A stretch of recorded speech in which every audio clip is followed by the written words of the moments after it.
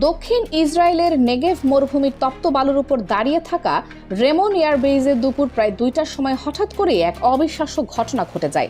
সেদিন বেশিরভাগ পাইলট বিশ্রাম নিচ্ছিলেন তাদের কক্ষে, কেউ হয়তো দুপুরের খাবার খাচ্ছিলেন।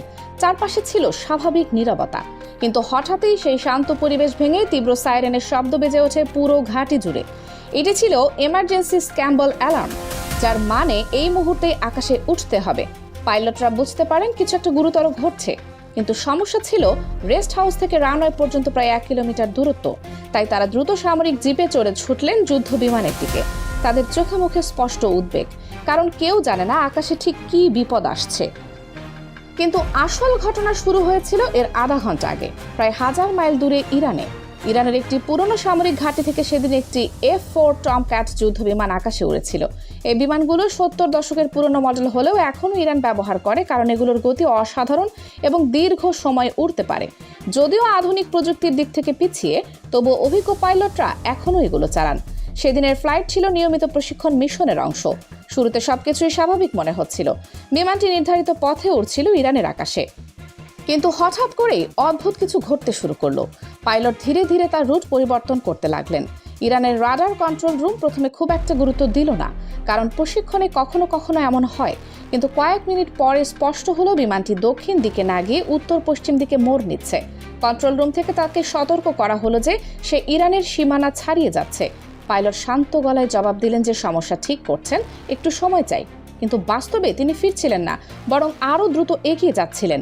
বিমানটি খুব নিচু উচ্চতায় উঠছিল যাতে রাডারে ধরা না পড়ে, আর এভাবেই সে ইসরায়েলের উত্তর সীমান্তের কাছে এসে পৌঁছালেন। ইসরায়েলের রাডার কন্ট্রোল রুমে একটা অস্পষ্ট সিগন্যাল ধরা পড়ল। প্রথমে অপারেটররা ভাবলেন হয়তো ভুল সংকেত, কিন্তু মিনিট কয়েকের মধ্যে বুঝতে পারলেন একটি অজানা বিমান দ্রুত গতিতে ভেতরে ঢুকে যাচ্ছে। তখনই জরুরি অ্যালার্ম বাজানো হলো এবং রেমন এয়ারবেজে যুদ্ধ বিমান তোলার নির্দেশ দেওয়া হলো।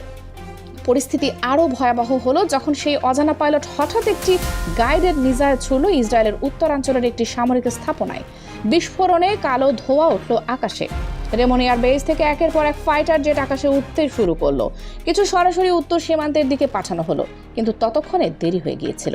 রহস্যময় পাইলট ইতিমধ্যে ঘুরে যাচ্ছিলেন আন্তর্জাতিক আকাশ সীমার দিকে। তার পরিকল্পনা ছিল স্পষ্ট, দ্রুত আক্রমণ করে দ্রুত পালানো। ইসরায়েলের air defence unit Patriot missile ছুড়ল তাকে ধাওয়া করতে। অজানা পাইলট বুঝতে পারলেন পেছনে মিসাইল আসছে, কিন্তু ভয় পেলেন না, বরং বিমানের গতি আরও বাড়িয়ে দিলেন। পুরনো হলেও F-4 টমক্যাট প্রায় ২২০০ কিলোমিটার গতিতে উঠতে পারে, যা শব্দের গতির প্রায় দ্বিগুণ। কয়েক মুহূর্তের মধ্যেই তিনি আন্তর্জাতিক আকাশসীমায় ঢুকে গেলেন এবং মিসাইল ধাওয়া বন্ধ করে দিল।